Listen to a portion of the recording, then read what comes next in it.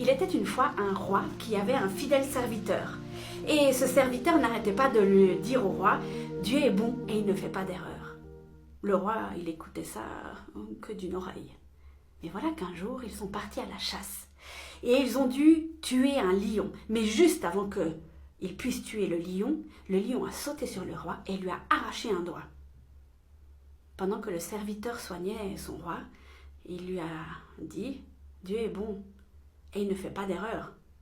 Le roi s'est mis dans une colère mais internationale parce qu'il s'est dit « Dis donc, t'es qui toi? Regarde, il me manque un doigt. Tu crois quand même pas que je vais dire que Dieu est bon et qu'il fait pas d'erreur ?» Et aussitôt, il a mis son serviteur en prison.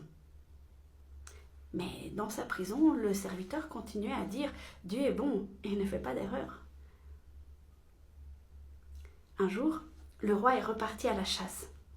Mais ce jour-là, il n'est pas tombé sur un lion. Il est tombé sur une tribu qu'il a capturée.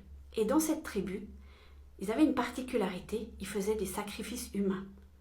Quelle aubaine, ils avaient un roi sous la main pour le sacrifier. Alors ils l'ont préparé en vue de leur cérémonie, mais juste avant qu'ils le sacrifient, ils ont vu qu'il lui manquait un doigt. Mais ils n'ont pas pu le sacrifier, parce que dans cette tribu, on ne faisait pas des sacrifices incomplets. Et ils ont relâché le roi. « Dieu est bon et il ne fait pas d'erreur !» s'est dit le roi. Évidemment. Donc il a couru jusqu'à la prison, il a délivré son serviteur et puis il lui a dit « J'ai bien compris la leçon, Dieu est bon, il ne fait pas d'erreur. Mais toi, t'as pas arrêté de dire ça en prison. Comment tu peux dire que Dieu est bon et il ne fait pas d'erreur ?»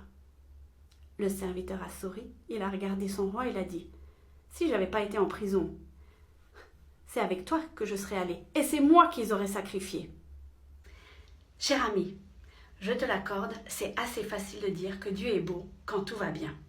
Souvent quand ça commence à aller de travers, il y a une pensée qui s'installe en nous très rapidement. Si Dieu était bon, pourquoi est-ce qu'il me fait passer par là? La petite histoire que je vous ai racontée au début, elle prête assez à sourire. Puis quand on a toute l'histoire, on se dit « Ah ben évidemment, heureusement qu'on lui a arraché un doigt, heureusement qu'il a mis le serviteur en prison. » Et on avait toute l'histoire.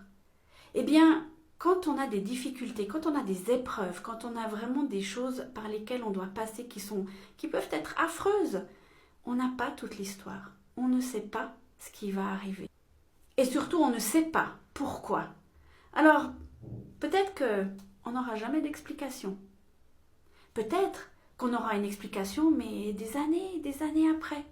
Je crois qu'à un moment donné, il faut accepter qu'on n'est pas tout seul. Eh ouais, grande nouvelle, hein? Et que ce qui nous arrive dans notre vie peut parfois servir à d'autres. C'est vrai, le prix peut être très très lourd à payer. Et ça peut être tellement difficile, tellement compliqué, mais on ne connaît pas la finalité, on n'a pas toute l'histoire.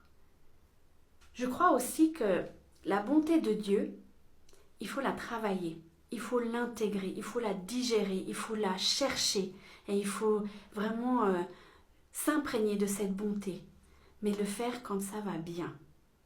Parce que quand ça va mal, comment est-ce que vous voulez faire si vous ne l'avez pas appris avant?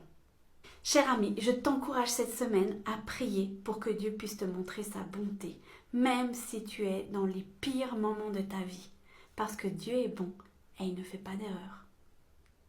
Je te souhaite une excellente semaine, sois une bénédiction pour quelqu'un d'autre autour de toi aujourd'hui. À bientôt!